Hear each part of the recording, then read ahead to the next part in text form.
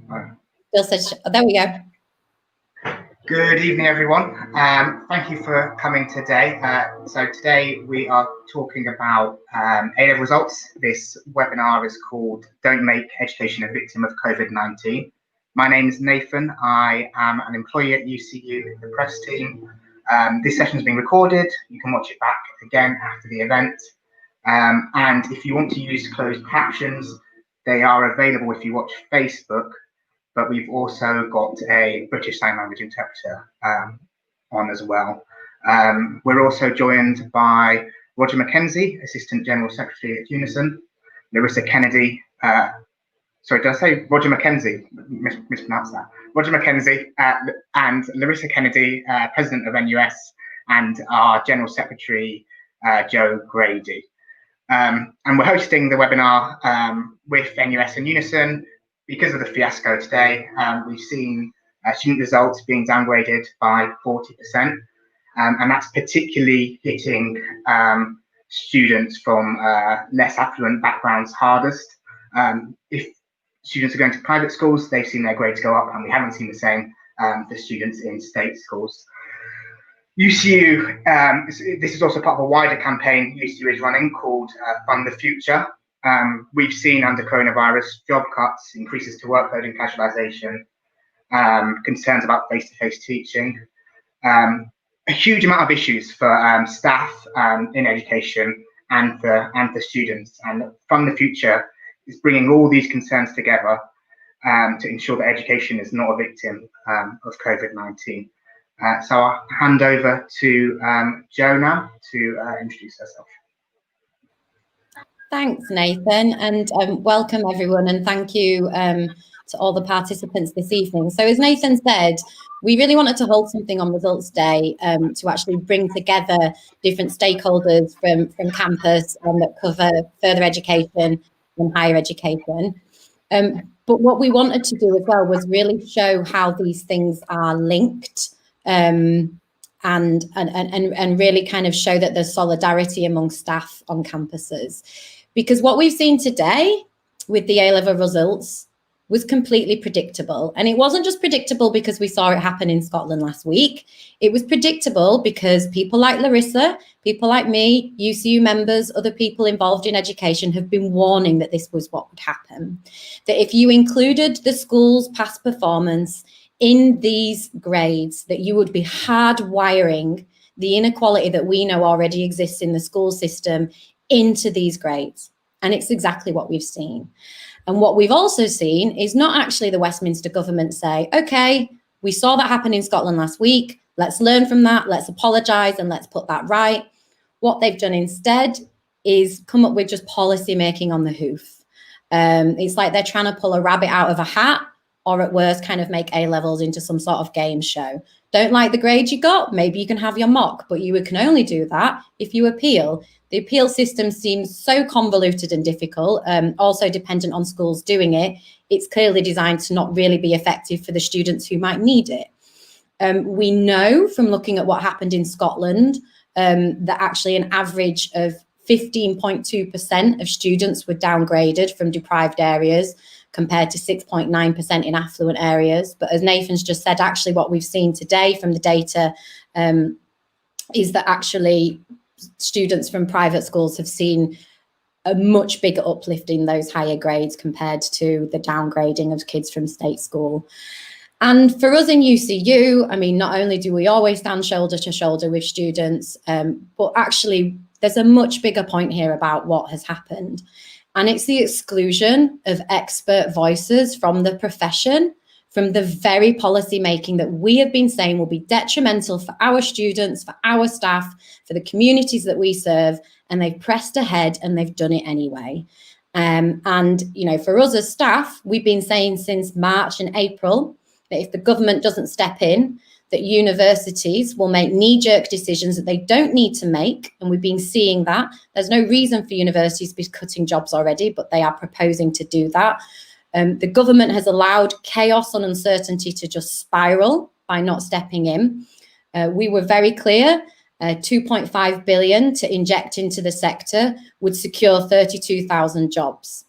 government have just been fiddling. We're on a third bailout proposal now, but they've attributed all manner of strings to it, and it wouldn't fly because it's not good enough.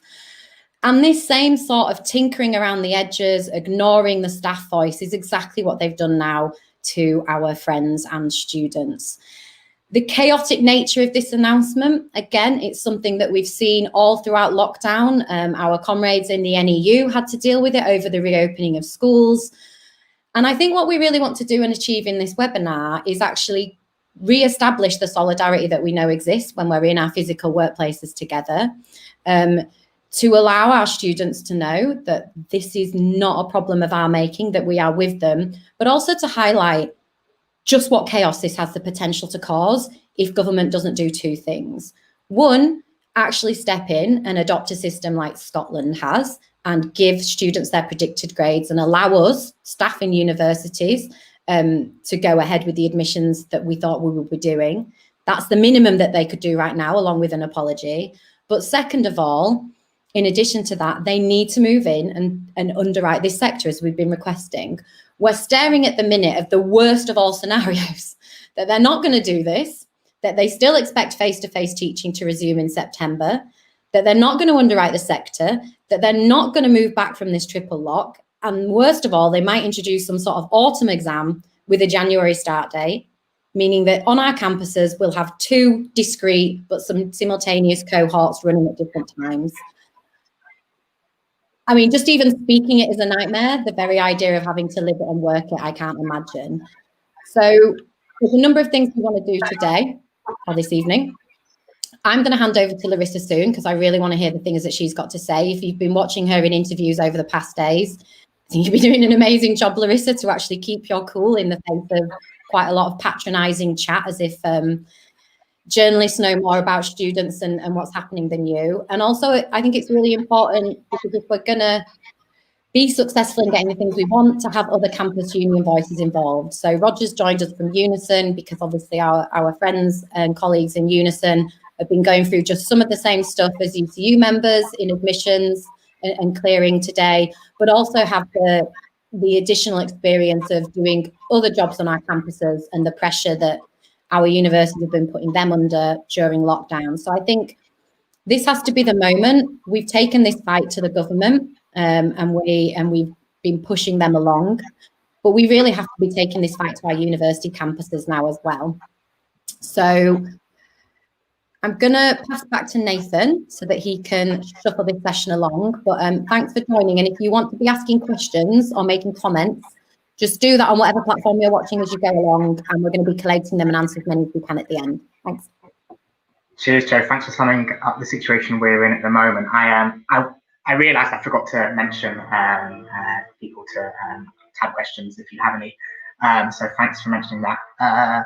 Larissa, congratulations on your election. I'm sure it's been a real whirlwind for you.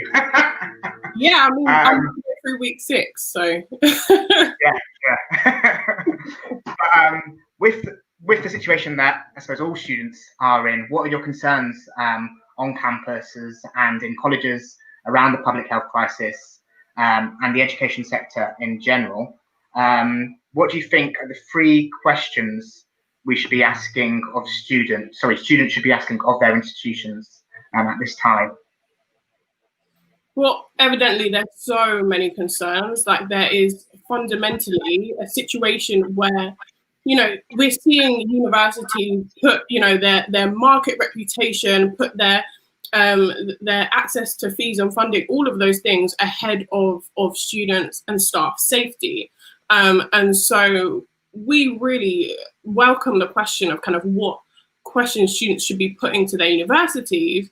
And it's hard to narrow it down to 3, I guess. But I think the first one is fundamentally, what safety precautions are actually in place to prevent universities from pretty much becoming the care homes of the second wave? Because that physical safety aspect is, of course, paramount during this pandemic. But then also kind of, I think NUS has been really conscious of the ways that disabled students have really been let down during this pandemic. And we are really calling on students to ask their universities, like, how are we actually going to make these necessary adjustments in this kind of time space where we're looking at blended learning, but disabled students have been routinely let down. So how are we going to make sure that we're putting that in place in a time like this? And then I guess the third one would be, how are we going to be investing in and expanding access to mental health services, and especially kind of online and phone services, but also like safe access to in-person services, because we've seen the ways that isolation, that, you know, even more difficult access to jobs, to other forms of funding has really hit students hard. You know, I think it's 52% of students that have to work alongside their studies just to get by at uni. And if we're seeing the kind of collapse of several of those industries that students typically work in, what does that mean for who can even afford to be at university now? So definitely a third question around kind of how that impacts mental health as well. But I guess that fundamental, you know, real resourcing is a question too. Okay, thank you for that, Larissa. And do you have anything else that you'd like to mention to our members or anyone else watching at the moment? Yeah, I guess I have some things that I'd really like to launch into, but I just wanted to answer those questions. If it's all right, I'll just go off on one. Please do. Okay, well, yeah, no, really appreciate you having me. I think for those of you who know me or who might have heard me speak before, like usually I'm really high energy, but today I'm exhausted. I'm exhausted by this government that continues to let down working class students, continues to let down students of color, continues to, like, in this day should have been about celebration of the hard work that students have put in. And literally my messages, my emails are full of exhaustion, of sadness, of disappointment. And I'm just exhausted. And the things, as Jo was saying, like we saw what happened in Scotland. We saw that trend emerge where working class students were being downgraded, and we told them what needed to be done, and they decided not to do it. So this is really is a concerted effort to continue this classist, racist moderation system, to continue entrenching educational inequality through this postcode lottery, and to continue a systemic failing of working class young people, working class students, young people of color. And all of this is kind of amalgamating into one manifestation of this kind of ideological regression of the fight for equal access to higher education. And so I guess I just want to state that my love, rage and solidarity in this moment is with all the students, to be honest, anyone who the government has denied the transformative potential of higher education just because they come from a poorer postcode. Because I'm getting a mixture of messages, a mixture of emails here. There's 18-year-olds who had these dreams of becoming a nurse, of literally doing all of this stuff, who have been completely let down. There's mothers who've gone back to education because they wanted to provide for their family. They've been let down. And so many people in this moment are just like, how have we got here? And I think that's why I want to let people know as well that we've launched this petition, because we just cannot accept this. We cannot accept that we're going to continue with this liberation system. We're demanding, in fact, that the government give all those students their teacher assessed grades, that they introduce a fair and free appeals process, because we need to combat those instances of racism and classism and other forms of discrimination that are feeding into these decisions. But also then we need to be looking at the wider issues to answer that question of how did we get here. And that means that we need the government to be committing to an overhaul of our current system of exams and grading, and to be investing in our education system, because that's the only way we're going to end educational inequality. We all know that. So I think it's important that we're not just getting the government to address what's happened this year and in relation to coronavirus and the disruption of exams and all of that, but also to recognise that this has actually merely exposed and exacerbated the flaws inherent to our education system today. And the thing is, I'm very happy to be here, because grafting at the root of these flaws and the brokenness inherent to the failed project of marketisation has been something that we as staff and students have always done collectively. And that's why it really is a pleasure to stand shoulder to shoulder with our sister unions this evening. And I did want to take a moment, if I may, to just dwell on where our strength comes from, because of course that is solidarity. Because collectively, we're not only going to save our universities, save students, save staff from becoming victims of coronavirus, we're going to win free, democratized, liberated education.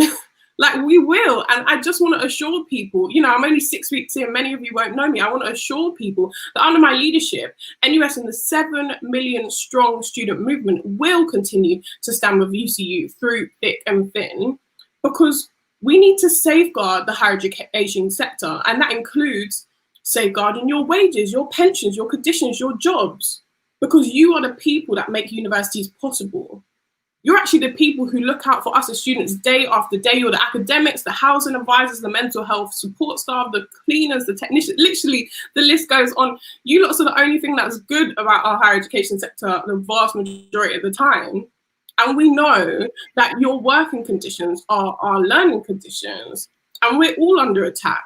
This government, university management, they've all ignored us throughout this pandemic. As I said, they were thinking about fees, reputation in the market, all of that before student staff safety. And that's why we have to stand with one another. Of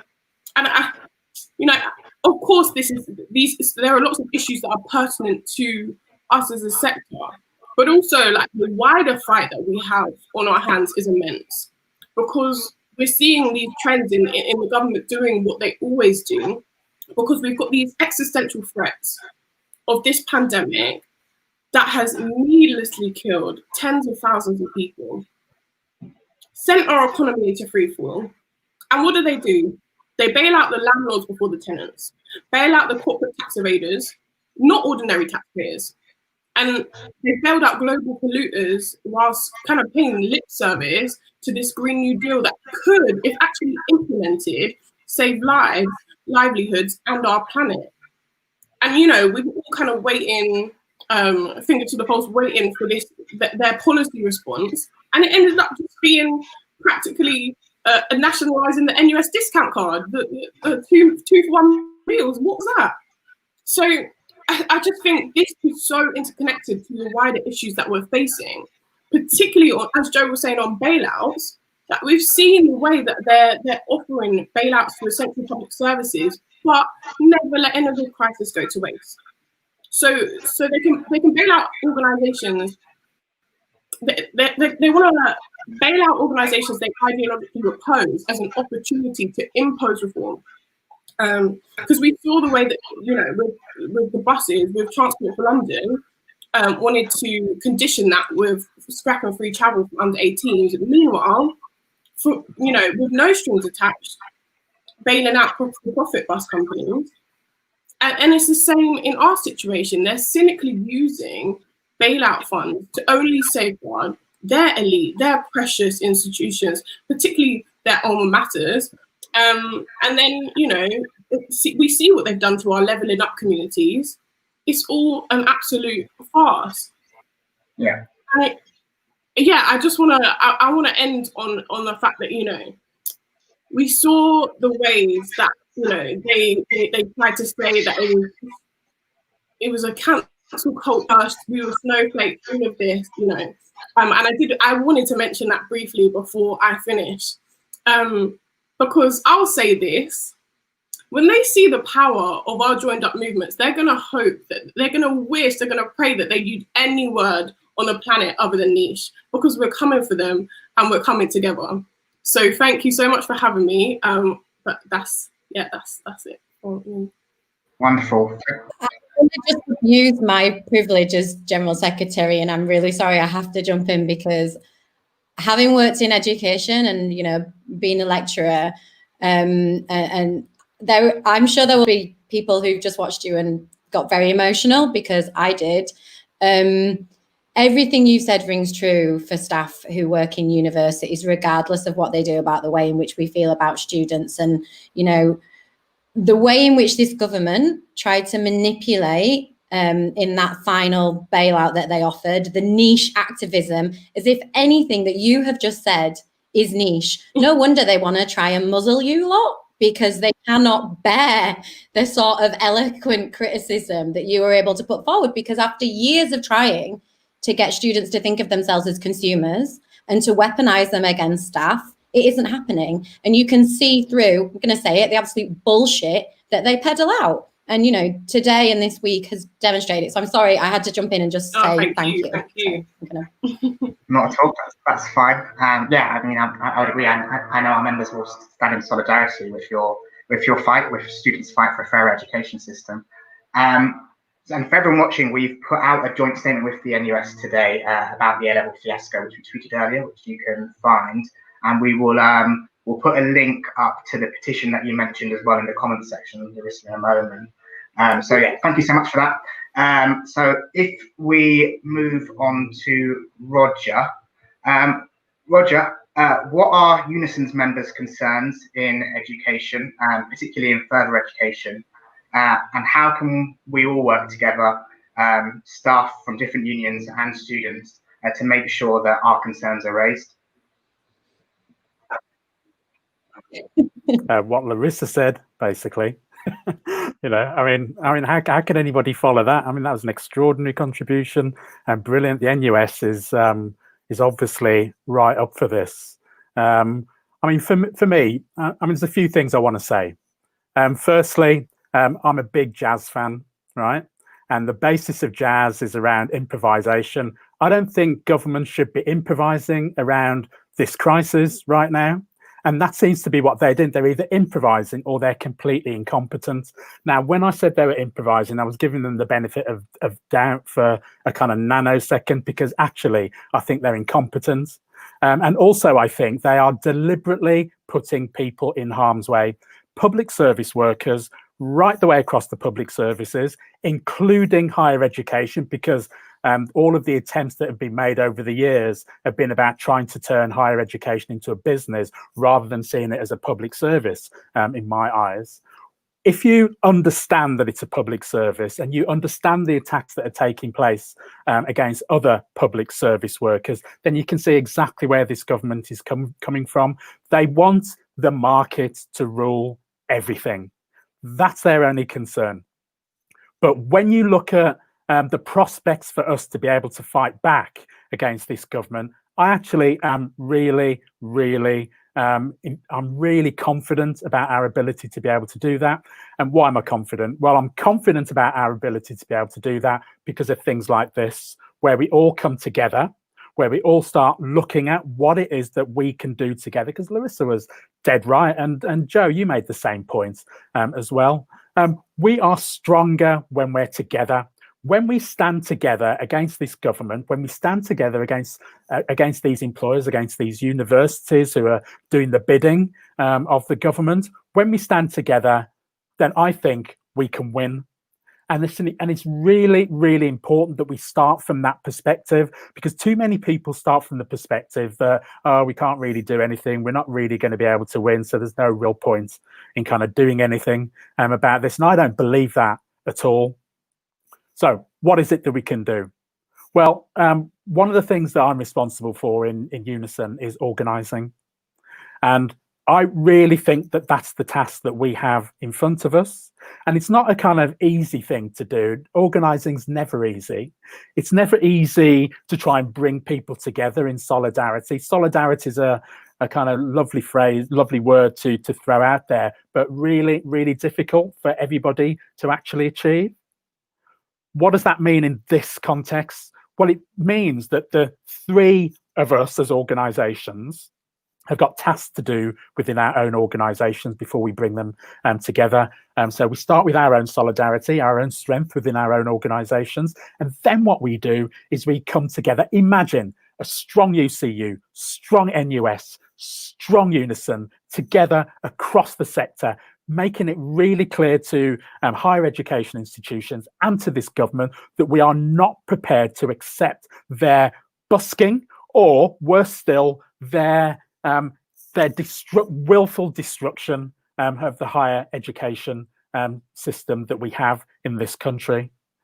I think it's really important that we make the comparison with what's going on in the rest of the public sector as a result of what's happening with COVID-19. Because what we know in our union is that thousands and thousands of our members have been put in harm's way during this COVID-19 crisis. And I would say deliberately put in harm's way, where we've had care workers being told that they have to go and sleep in care homes. And the choice for them is you do it or you lose your job. Now, some people listening to this might be thinking, yeah, but what's that got to do with education? It's the same attitude. It's the same attitude that is telling workers, telling students that they have to go in during the autumn. It's the same principle. Now, we can either just accept that our people are going to be put in that harm's way, or we do something about it. What I know, in my experience, is that politicians do nothing unless they're forced to do something. That's the only thing that they have to be forced to do something. And I think through our collective will, our collective organisation, then we've got a chance. I think one of the worst things that could happen right now is if we allow HE to go the same way as FE. I used to work in FE many years ago. Chatting with Jo the other day, I was a trade union education tutor for many years. And when I look at what's happening with FE, I see there's hardly anything left of it. I see our members who, in the same way as they're now doing in HE, doing the jobs now that used to be done by 3 or 4 people, right? Struggling to survive, struggling to do the things that the management are asking them to do. There is nothing left to cut in HE. There's nothing left to cut in FE. I was chatting with one of our members the other day about what they're faced with in HE, and she reminded me quite rightly that it's bad enough now in COVID-19, but you know what? It weren't great before. It was not great before, right? And the thing that we didn't do, I don't think, collectively, was to come together in that solidarity to draw the line and say we're not prepared to take any more of this, and now we're in this sort of situation. And frankly, there isn't anything left to cut. Nothing left to cut. Our members can't do any more than they're already doing. The services that they do to support learning within universities, the work that they're doing, they simply cannot do anymore. They haven't got the resources to do the job that they have now. So what we need to do is to treat this issue of solidarity really seriously. So when we say that we're going to do joint statements, let's really do joint statements and let them be from all of us, and let them be from UCU, the NUS, and UNISON working together.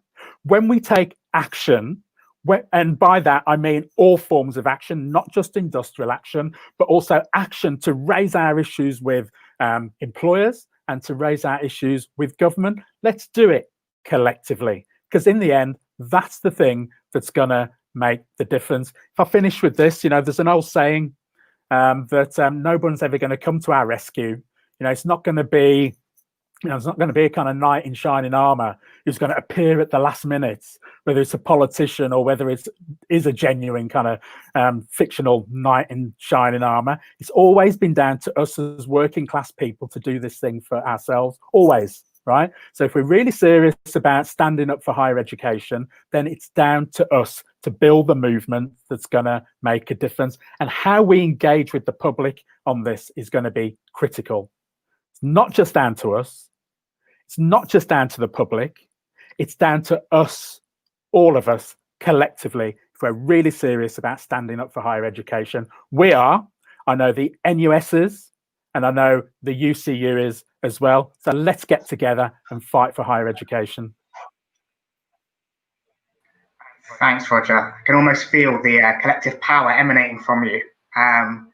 I'm just going to go over to Jo briefly to talk a bit about how Fund the Future sort of encapsulates some of this, the organising points that you were talking about, and Manjuli's also raised in the comment section. Thanks for commenting. Anyone else who wants to comment, please continue to do so. I'll try and capture them. Yeah, I really wanted to say, because I think that both Larissa and Roger have really kind of brought together and said exactly what it is that we've been campaigning on since the beginning of lockdown, but particularly since this campaign launched in June. And the campaign is very much around, we know we need this money underwriting. That's one thing. But actually, on a local level, our institutions have, from the very beginning of lockdown, been using this crisis to make cuts that they wanted to make anyway. Sometimes to make far more significant cuts that they wanted to make anyway. They were always going to do that. This crisis, whether it's, all the things that Larissa said at the beginning, the things that you've just been saying about care workers, it has laid bare and exposed inequalities and exploitation that was always there. And there has been nothing worse than seeing the government go outside and clap for 10 weeks and now be doing exactly what they're doing to those, the workers. You can't pay your rent in claps. You can't get to the university of your choice through the triple lock if you've been mugged off from the degree that you're supposed to get. And we can't deliver modules to students if they're cutting thousands of our staff. And the point about this meeting right now, but it's also, the battle lines were drawn before COVID, but so was our solidarity. We had thousands and thousands of students on us on picket lines all the way from November into March. And in 2018, they were with us then. And our managers in universities cannot fathom why you students still keep joining us on picket lines and don't allow themselves to be weaponized. But that's because they don't know what we know, which is that there are organic solidarities that exist between us, that despite their best attempts to, weaponize students as customers, actually what they've done is the exploitation that they've always exposed their staff to, they're doing it to students now. The private accommodations are racket. So many students have been stung with that during lockdown. The entire kind of value extraction from students that has happened for years, but particularly has kind of ratcheted up during this period. We can all see it now, money on fancy, shiny vanity projects, money on overseas campuses, sometimes in regimes that none of us agree with the politics of those countries. This is the organic solidarities that bring us together. And I couldn't agree with you more that we need to find ways, particularly in this moment, to ensure that we do come together, because we know from, a good example of UNISON, Roger, the University of Birmingham, the UNISON branch there put on amazing industrial action last year over the living wage and over a number of other equality issues related to it. It was mostly Black women, actually, who were on those picket lines when I visited them. The university were willing to stare them in the face and kind of just not meet any of their demands. And it was only when the strikes between UCU and UNISON on campus were becoming to actually meet, the university were desperate, really, I think, to settle with your members at Birmingham, because they really knew how much more powerful it would be having two unions together. And I think you're right, it doesn't have to be industrial action. The point is that there has to be things that we're able to get behind. And what I just want to mention before we go over to Q&As, because sorry, I always do this. On our website, we have 10 steps of solidarity. And what we've really done is drawn together ways in which we, in this moment, can support, in particular, precarious staff whose contracts are under threat at the minute, and particularly those people who are employed in more secure employment in universities can use their position of leverage to help defend those staff. So we've separated them into 10 steps, and they're things that you can do, in under a minute, such as, share our materials, write to your MP, through to things that are much more kind of tangible that you can do in your branches to actually help protect those staff. So anybody who's watching this now, please follow the link that's been made available and go and check it out, because it's really important that we find ways to still sort of protect each other in this moment. So I was probably going to end there and see if we had any questions that we wanted to bring in. Sure, thank you so much for that, Jo. Roger, if I address this question to you, please. We had a question from Monica Hurst. She's asked, how can we work better together? And I know you were speaking just then about working jointly between unions. So what else can we do at a branch level to organise collectively between both staff and students? I mean, one of the things for me about organising is should be as near to the point of issue as you can possibly be. So for me, if we're talking about working collectively together, then why not something like joint organising committees within each higher education institution, where we can actually talk about what is happening with that particular university or that particular college, where we can talk specifically about the terrain that we face there, because all these colleges, all these universities, they're all very, very different, in terms of the way that they set themselves up. I mean, I live in Oxford, right? So we got 30 whatever it is colleges there, all pretty independent. You have to organize each of them, right? So why don't we set up organizing committees within each of them? Now, I'm not suggesting that that's an easy option at all, because our level of membership needs to be higher to make a real difference, but also getting access to even like time off for union duties is a real challenge for our people, particularly as universities have taken the step of just pounding on the amount of work that people have to do in their day job, never mind what they can do in their union job. So I think we have to come together at the point of the workplace as best we can. So I would strongly suggest that we start seriously looking at what we can do to set up university-based joint organising committees. Can I come in on that? Because I think what Roger's saying is in some ways, I think, been some of the success of UCU's organising with the NUS, and I think it's important, in this moment, particularly to bring in other campus unions. So, mainly out of the 2018 strikes, but continuing since then, I think a lot of UCU branches have developed really good relationships, in particular with their students, and I think that the space that we managed to find to actually engage with each other outside of the marketized roles that education has tried to map out for people has been fundamental in actually fostering that genuine solidarity of shared purpose.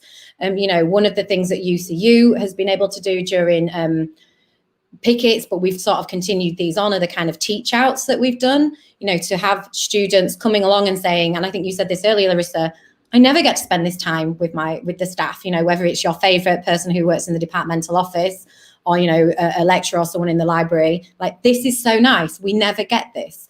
And I think that, when you're a member of staff in university, you are so under pressure all the time to be meeting the different metrics that none of us value, but that have to exist to create the kind of metrics that manage us and that are supposedly deliver value to students, that we don't get a time to breathe and to actually connect and communicate with each other. Whereas, Larissa is totally educated and clued up about staff working conditions and student learning conditions, because over the past few years, staff have been talking a lot to students about it. And students, in my experience, particularly recently, even though they know that they pay these fees, and even though they know that they lost out on teaching because of strike action, they also knew exactly where to channel that anger. And I think that that's one of the really important and powerful things. So I think, the success in organising only really comes about, as Roger's saying, by having those spaces where we can talk about those organic solidarities and kind of decide what we're going to do about them. Cheers, Jo. I think following on from that, we had a question from Phoebe. When the market rules, the market destroys. At least a comment, more of a comment. At least the people and often the industry. Larissa, are you able to talk a bit about how we can make those links outside of universities and colleges with the wider community to explain, to show people how neoliberalism and the wider system that we work in affects all of us, not just people in colleges and universities? Absolutely. I think for me, like my bread and butter was anti-racist organising, and I've always really tried to do this through a decolonial lens, particularly because the institution that I was at really tried to decenter itself from its locality, because we were in a very majority white space, whereas the kind of local area was very, very highly populated, particularly by Caribbean folks, which is I'm West Indian, so that's a bit of me. And so in get a thumbs up from Roger there. Yeah, so in kind of actually tangibly building those links to community organizations who were doing incredible organising work, and seeing the university's complicity and management's complicity in the ways that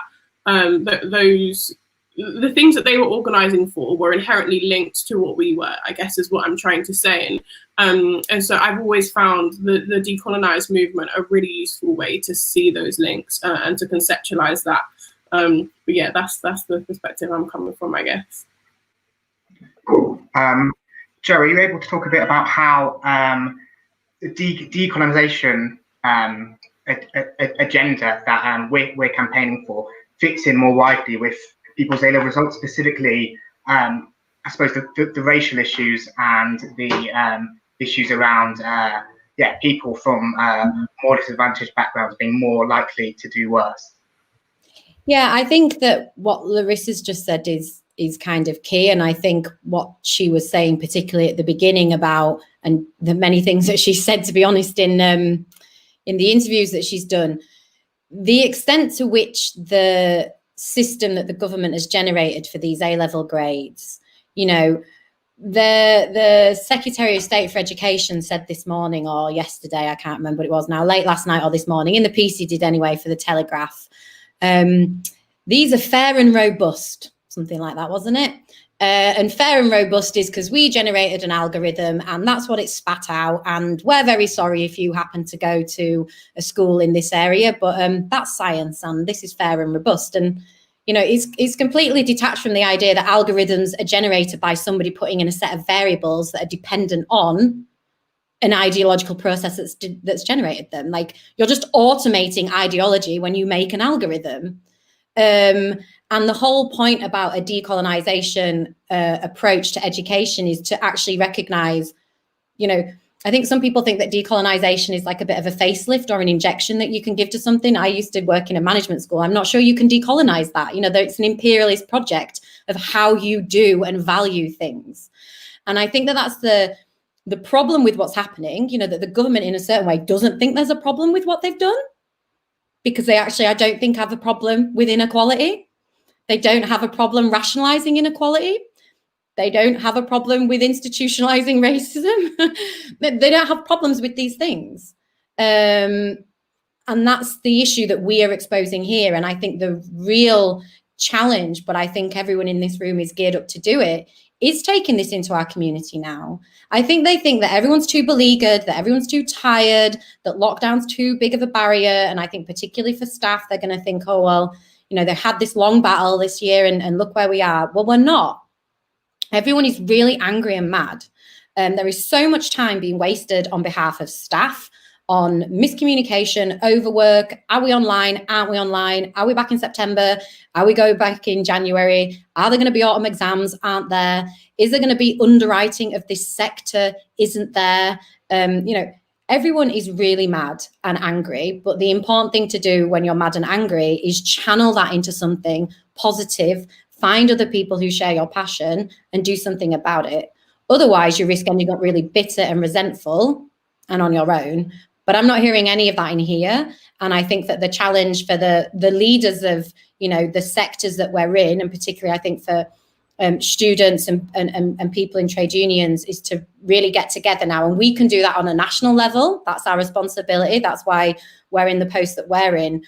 But as I said, this has to happen kind of tooth and nail in all the institutions that exist. And one of the things that we've been doing at UCU for the past few months now, and again, this is on our Fund the Future website, is you can find your university. So whether that's the one that you attend, the one that you work at, or just the one that's in your locality, you can find that on our website, and you can actually click on that and see just how much your community stands to lose as a result of the government neglect of not moving in to underwrite this sector. So there's kind of two big consequences of them not helping. The first is the absolute chaos of the situation that we're seeing, of students not knowing what's happening when they're starting, universities scrambling for bums on seats and therefore neglecting the health and safety of their staff by promising, whether it's teaching face-to-face again or promising expanded workloads for staff by saying, well, we're going to have to be open 9 till 8 because we need to squeeze in teaching, as if staff want that, as if students want that, as if staff have the ability to do that, as if we're just here to be either up for the chop if they think they don't want us anymore, or available to work whatever hours they want. And students don't want that. And I think that the bedrock of our solidarity is there. And what we have to ensure we do now, and I think Roger's point spoke to this, is not duplicate workloads and make sure that we are working together on joint positions, joint statements, joint events, so that when we're all fighting back against whether it's what's happening today or the broader picture, that we're doing it together, because managers love to play zero-sum games with us. You've seen it today in the appeal, that if you appeal and you're successful, that other students in the school could have their grades downgraded because one is upgraded. This kind of zero-sum approach of pitting people against each other. And we've been very good at not allowing that to happen. And it's even more important now, I think, rather than ever. Cheers, Jo. Roger, are you able to add anything about how the entrenched inequalities within society that exist, how they've been exacerbated by the COVID crisis? Yeah, I just wanted to come back on this point of the kind of pseudo-scientific kind of thing. As Black people, we've been at the sharp end of kind of ridiculous so-called scientific theories about our intelligence, about all sorts of things. So the fact that we get hit yet again by another algorithm, I'm kind of not even surprised anymore. Really not, right? I'm disgusted, of course, but I'm not even surprised about what happens. And when you look at universities, one of the things that I see amongst the people who we work really hard to try and recruit is because of the level of privatization that exists within universities, and so outsourcing of all sorts of things. We have loads of cleaners, loads of catering staff who we try and organize, loads of them Black, loads of them women, who are, just trying to put bread on the table, frankly, and just trying to keep a roof over their heads. And it's probably not their only job. They're probably doing a job somewhere else to make ends meet as well. And we've got to get together in that kind of headspace, really, because people are struggling to survive and they don't see that there's anything else other than survival. We have to move people to a position of being able and supported to stand up for themselves. This isn't like UCU, NUS, and UNISON coming to the rescue, right? This is about working people standing up together and organizing, and regardless of whether they work directly for a university or whether they work for one of the many private sector companies who have managed to find their way into university. So we need to be arguing, number one, for those jobs to be part of the university and not private, somebody making loads of money out of the sector. That's the first thing. But then we need to liberate those people. We need to find a way of liberating the kind of ambition that those workers have, but also the sense of anger that I see when I talk to workers in universities who we try and organise. Just the sense of anger about what they're faced with every single day, and sometimes by supervisors and employers who just treat them like they're rubbish. They really do. Many of those Black workers, many of them women, and we have to draw the line and say this is not acceptable. But the task of any organizer is how you make you get anger into hope and action. That's the thing. We have to turn anger into hope and then action, and that's not easy. But frankly, with all the things going on around public services, not just HE at the minute, I think people are really angry at the minute. I genuinely do think people are not stupid. They can see what this government is doing, Black or white, right? Men or women. People can see what this government has done through COVID-19 and is trying to do in the aftermath of COVID-19. It's just been announced we're just about entering into the deepest recessions in history. People are going to really suffer. Jobs are going to go. We have to stand up for people. If you didn't have a trade union movement now, right, you'd have to invent it. to deal with the situation that we now face. You really would. The only way that trade unions matter, whether it's UCU, NUS, UNISON, or any other trade union, is our ability to organise workers, our ability to lift people's heads, straighten people's backs, and get people to stand up for themselves in the workplace. Because when we do that, I just believe there is nothing more powerful than the trade union movement. Nothing on earth is more powerful than working people standing together and saying, we're not having this. We are not prepared to be treated like this now. And not just against stuff, but looking ahead and saying, this is the sort of world that we see in front of us. This is the world that we want to have. Trade unionism shouldn't be a negative. It's also a positive, in my belief. So I'm really optimistic about this, about what we're facing. I think it's hard, and nobody should underestimate how hard this is going to be. But I just, everything from history teaches me, right? I'm a historian, but everything from history teaches me that when working people stand together, we can win. And I think that's our massive task that we've got. But I think we can do it if we stick together, show that solidarity. We defeat racism, not with racism, but with solidarity. We defeat the Tories, not with the same hatred that they seem to have for us. We defeat them with solidarity. Thanks, Roger. We all agree. Yeah. Completely agree with you, Andrew. Yeah. Yeah, I just wanted to sort of say something.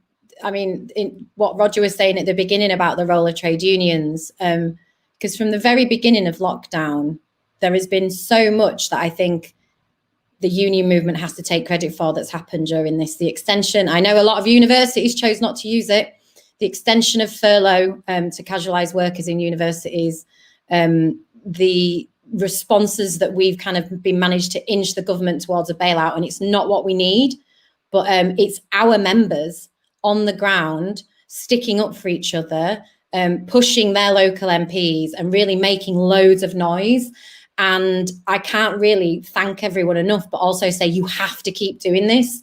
It's like Roger says, people on the ground make unions. It's not just, you know, the sort of national structures. And one of the reasons that our union membership, and I know union membership in general, has even grown during this period, is people have seen just what unions do for them. You know, people in the workplace who maybe have not joined before have said, I need to be a part of that.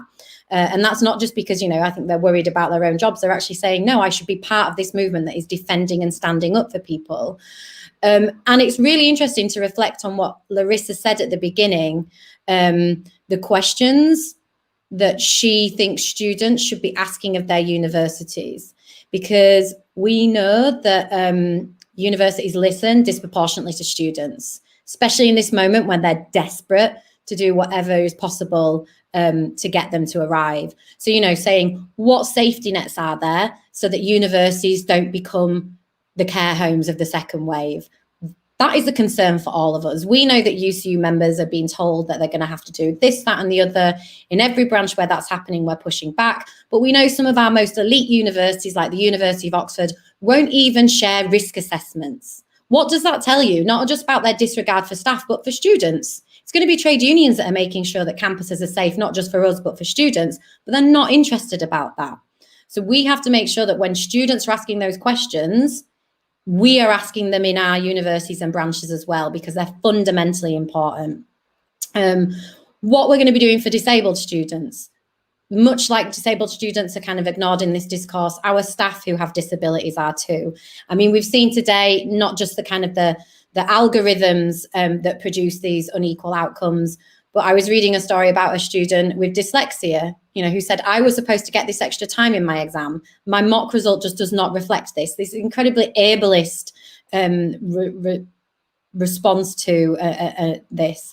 And I think actually the mental health question that you asked as well, Larissa, is central, because staff have been, I think, working magnificently during lockdown to take care of students sort of pastorally and to try and protect their own mental health as well. There was a deplorable tweet from a journalist from The Guardian today that was saying, we are failing our students and a generation of young people who will be getting into this debt to watch lectures on their screens in their bedrooms. You know, again, this kind of complete dehumanization and automation of what educational professionals will be doing, as if we're just there to do that and as if they haven't been doing everything they can during lockdown. So it's sort of, I knew you'd be saying these things, but it's really music to my ears for you to say them anyway. I just wanted to mention, because we have been talking quite a bit about what on earth the government are trying to do with this new uncertainty, autumn exams, the suggestion that we could have a January start date. For what it's worth, we were talking about a January start date months ago, when we would have all have actually had the time to plan and do it properly. It needed upfront money from the government. Obviously, they weren't willing to do it. So now, several weeks before the start of term, to clear up a mess that they've created that was entirely predictable, they're suggesting it should happen. Now, UCU, and this was a joint initiative with all the other campus unions, produced 5 tests for what we would need to see before we were back to any kind of face-to-face or teaching. You can find them and hopefully they'll be linked. But I think what we need to make sure that we're working on going forward, those of us in this room and our other comrades and colleagues from campus unions, is we have health and safety requests from our employer, but we have political ones and we have industrial ones and we have ambitions. And I think we need to continue the conversations that we're starting here tonight and really kind of take them forward. So I don't know if Larissa, if you want to kind of like, I'm going to give you the final word because you spoke so with passion earlier that I think it should go to you. Well, thank you. I think just reflecting on a lot of what I'm hearing about the ways that organising is going to be absolutely crucial for our wins, not only in relation to coronavirus, but in relation to all of the ways that we've been failed throughout this kind of a couple of decades of this failed project of marketisation. I'm really reflecting on, you know, I said at the beginning, I'm in week 6 of this, 94 to go, I think. And I really do take a lot of pride in having run on a manifesto that is committed to grassroots organising, that is committed to absolutely what you're saying. The power of all of our unions is at the grassroots. And so I think in this moment, a reflection on the ways that us actually convening between staff and students in our local areas, but also reaching out to our local communities, actively seeing the ways that we do have a common enemy, we do have ways to turn the anger that we're feeling in this moment into action, and actualizing that to win. Because I think we really, really can win. Like we've seen the Scotland U-turn because Scottish students said, we're not accepting this. We've seen so many things over the kind of, even I've been a student for 4 years, and I've seen in my time what happens when we stand together. And yes, there have been things, you know, where we haven't won, but even the solidarity that we've built is a win. Because as we continue to see the kind of collective power that we hold, we only amass that, and we only grow that. And so I think just a reminder that a lot of my path as a student organizer has been, it really has been imbued with a lot of knowledge and strength and the true principles of organizing through knowing and getting to know the kind of staff organizers in my local union. So I think you also hold a lot of power in being able to show students what your working conditions are, what the things that you're fighting against are, what we can collectively rail against. And so it makes my job a whole lot easier to build that grassroots movement when we're doing it in tandem with you. So I guess that is my final word is, and in that spirit, I guess really urging people, if you could support our petition, I'd really, really, really appreciate that.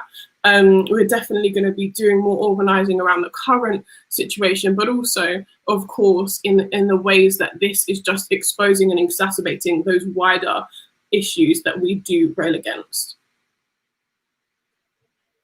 Thank you, Larissa, and thank you, Roger and Jo, as well. I think we're leaving with a really strong sense of how we can organise together and fight for each other, which is, yeah, a great way to end. Thank you everyone who's watched this evening.